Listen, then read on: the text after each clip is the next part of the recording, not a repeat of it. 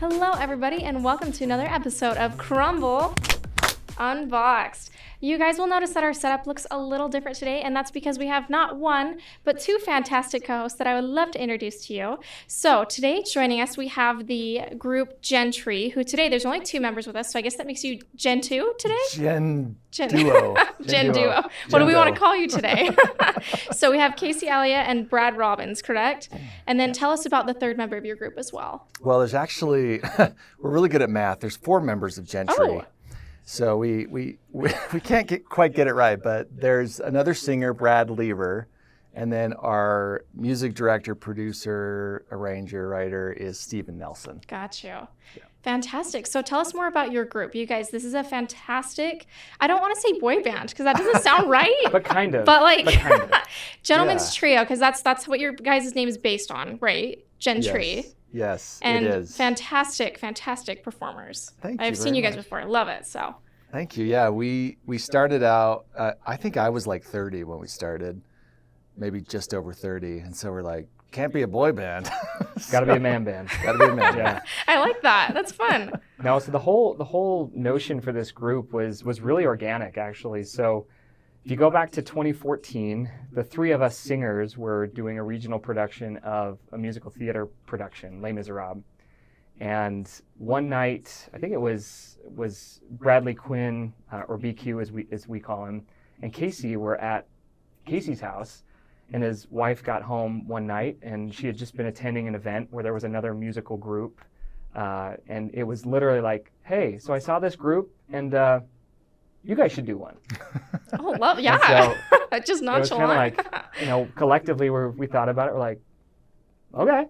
Yeah. And that's kind of it. Things I did not expect my wife to say that night were start a boy band, number 1. No, yeah, she threw it out, and originally like we laughed at the idea because we're like, oh no, there's no way that would work, And but the more we talked about it, and kind of the messaging around the group of what it could be with gentlemen, and anyways, we thought that was a really interesting take on approaching the music business and singing inspirational things and stuff to uplift people. And so, yeah, the more we started working on it, the more it clicked. What inspired you guys to start singing or performing? Because you guys perform as well. Is that true?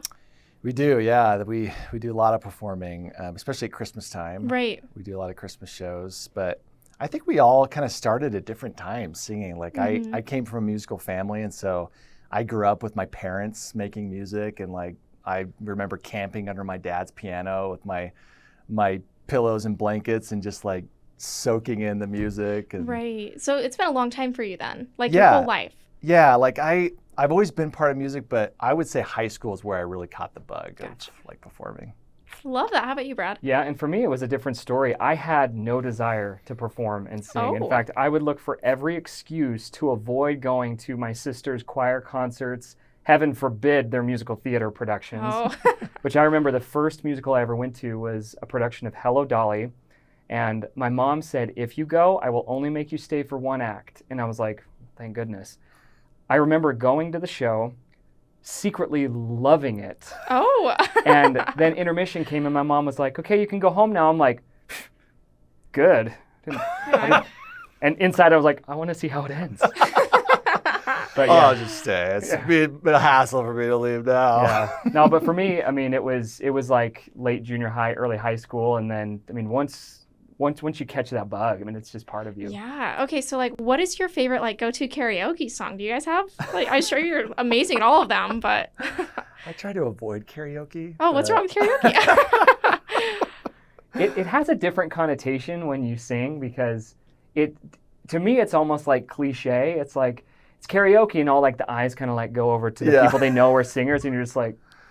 Karaoke is an opportunity for people that aren't performing a lot. I see. So, okay, maybe I should change the question. What's your favorite song to sing together? Okay. Yeah. Which season? Are we talking everyday season or Christmas? Oh, maybe both? I love both. Yeah. I would say non-Christmas, I really love our version of I can't remember the name. I really love it. What's the one, When the rain is blowing. Oh, To Make You Feel To My Make You Feel Love. My Love, yeah. Yeah. I love our version of that. Yeah, it's simple. The harmonies are intricate. It's just Steven at the piano. My probably favorite to perform, and I think probably because there's a personal connection to it, is our original song called Dare, and it's this full cinematic orchestral backtrack against these really tight, rich 3-part tenor harmonies, and that notion of daring to dream has just always resonated with me, and I think in a lot of ways is reflective of our story, because it's not about, daring to dream if circumstances are right, if you're talented enough, and if you have the right resources at your disposal. It's like, no. Whatever your dream is, go after it with fierce tenacity and just fight till you win. And if you get some scars on the way, great, wear them proudly. Because I think that's what inspires me, is you look at the great people that have done anything great in the world, like that's how it happened. It's like they had an idea, they had a vision, and they did not deviate until they saw that come to fruition. And in a lot of ways, like, we were up against those odds. Like, we don't come from a big music market. You could argue that music is a volatile and risky career choice. And despite all the odds and all the naysayers and all the setbacks and challenges, like, we've been able to hopefully do something that will, has made and will continue to make an impact. Yeah, and music totally has the power to do that. I'm sure you guys see that all the time when you're performing, right? Oh yeah, it never ceases to amaze us the impact music can have, of all things. Like, I think most people like some kind of music, enjoy music, but then to get the messages we get of people's stories about how the music has impacted their lives. Like, Steven actually talks about this in a really interesting way. He's like, the music that we create, or that anybody creates, is like the infant version of that thing. And when you send it out into the world, it continues to evolve and to grow and to interact with people that you didn't even really necessarily intend it to do. And so it becomes like this little creation that continues to do and impact in different ways. And so it's been fascinating to put things out and then to see how they impact people and how they interact with them. Love to hear it. Well, one last question for you guys. I would argue this is the most important question we ask here on the podcast. Your favorite Crumbl cookie? Snickerdoodle. Snickerdoodle. Okay, I hear that one. It's actually more popular than a lot of people would think. Really? I think people love like a nostalgic, you know how it kind of induces just like from your childhood. I think people really love that. So if you don't like Snickerdoodle, you don't have taste buds. Yeah, right? It's like, come on. Cinnamon and sugar. How do you argue cinnamon and sugar? If you like cookies, you like Snickerdoodles. Yes. Okay, so I had to situate myself because this is probably the hottest take to ever hit the Crumbl podcast. Hope you guys are ready. Without question, unequivocally. What's the? Give me another word here. Unequivocally is not a word. I need one. Without a doubt. Without question. Without question. It's eggnog. Haters gonna hate. Don't at me. Eggnog. How many people watching this just went, ugh? Every single one of them. I don't even remember trying this cookie. I do remember it was divisive, though. So what about this cookie do you like? I think divisive is an understatement. I think it was polarizing. Okay, even better word. So funny enough, so we had this cookie at our VIP reception last year at our Salt Lake I do shows. remember this, yes. The only thing I remember was in between, like, every little break that we had was going over to the cookie table and grabbing one. Oh. I had to have had 9 in a night. Fantastic. They were outstanding. And then I got to Crumbl, and I was so excited to tell everybody here how wonderful it was, how much I loved it, and everyone was like, ew. Oh my gosh. So that just goes to show you there's a Crumbl cookie out there for everybody, and you're not going to love everything in our lineup, but the great thing about it is there's always going to be something for somebody. Are you guys ready to try some cookies? We're ready. Okay, so as our guests, which one would you like to try first? 1, 2, 3. Pumpkin. Yeah, for sure. So pumpkin pie. So this is a pie cookie base, you guys. And then we have that traditional like pumpkin pie spice filling. Wow. And then we've got a little bit of whipped cream on top and cinnamon.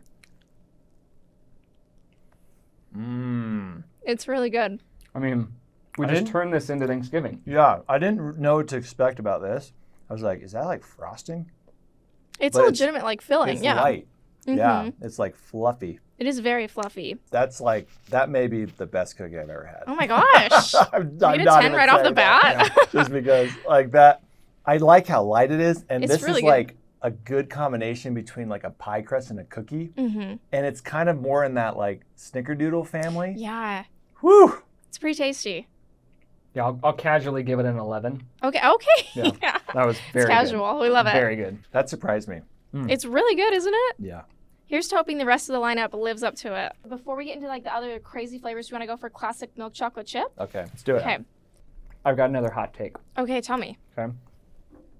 Chocolate chip cookie, delicious. As far as chocolate chip cookies go, 100%. amazing.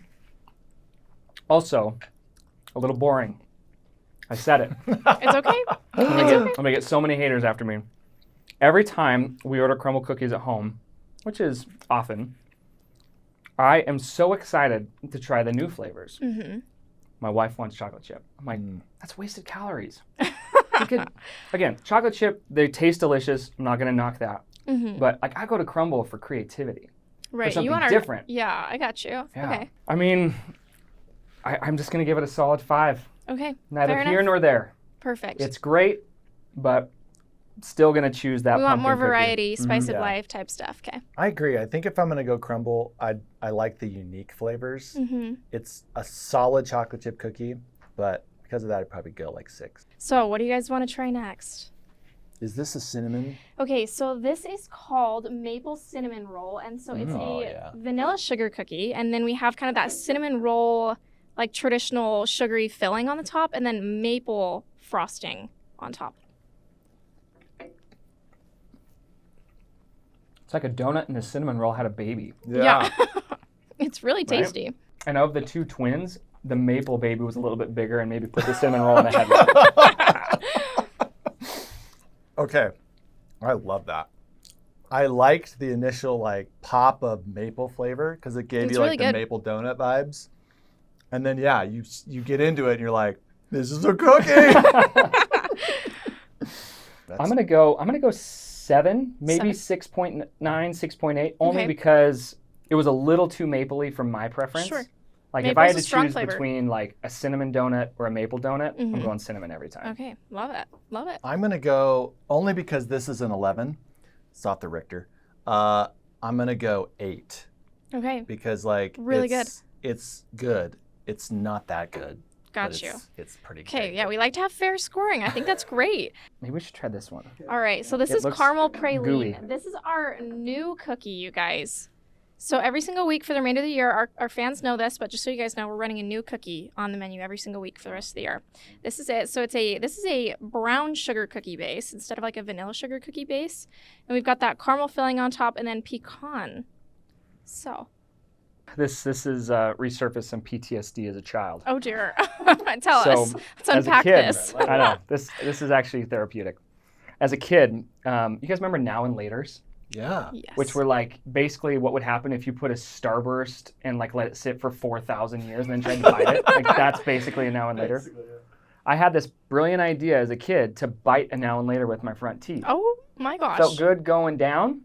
On the way up, ripped my tooth out of my mouth. Oh my gosh. I mean, Wow. So I had that That's fear intense. going into this and thinking, oh, it can't be that sticky. And as I was coming out of the bite, I'm like, oh, It's that sticky. I covered my mouth thinking, is my tooth in there? I'm going to go 3. Okay. Wow. Okay, that's totally fine. We can confirm though, fans, tooth is not in the cookie. It is, yeah, we're still smiling So over it's, here. It's still there. So I will go 6.5. 6.5. Okay. Yeah.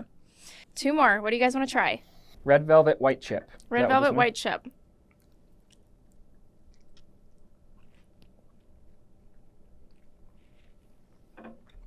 Texture is fantastic. Mm-hmm. The chip is fantastic. I'm gonna go 7.7. Okay. I think I need frosting on this one. Okay, you like a topped cookie. Mm-hmm. Okay, that's fair. I would go 3, Okay. only because I'm missing like the uniqueness that I like in a Crumbl Right. cookie. Okay, this is a little bit too basic. Yeah. Okay. All right, you guys, last cookie. So it looks like we have another new cookie, 2 new flavors this week. How exciting. Wow. So this one is the cranberry crumb cake. And so there's cranberries in the base of this cookie along with white chocolate chips. And then this is a citrus glaze on top with more cranberry. You guys, I'm making a total mess in here. Wow. This one wins for the one that I expected to like the least and probably like the most. Okay. Wow. And I Tell think me it about was, that. well, so here's the thing. I like a cranberry. It's not my favorite, but like it's good. But that citrus frosting, did not expect that. And absolutely appreciated it. We love to hear really it. Good. It is very like fruity. Yeah. Very different from like anything else on this lineup is very, very sweet. And this is definitely not as sweet, which is a nice surprise. Yeah. I think I'm just a fan of like the white cookie as Yeah. like sugar cookies, snickerdoodle, bait, like that kind of family of like the base of the cookie. Because I really like that. I'd probably give that a 7.5. Okay. I'm going to go 8. 8. It was really good. Well, thank you guys. Again, for all of our fans out there, please be sure to get this lineup. We want to know your favorite cookie on the menu. Be sure to leave any tips, funny jokes, anything you're feeling in the comments down below. And we'll see you next week for another episode of Crumbl Unboxed. Had a napkin in my hand.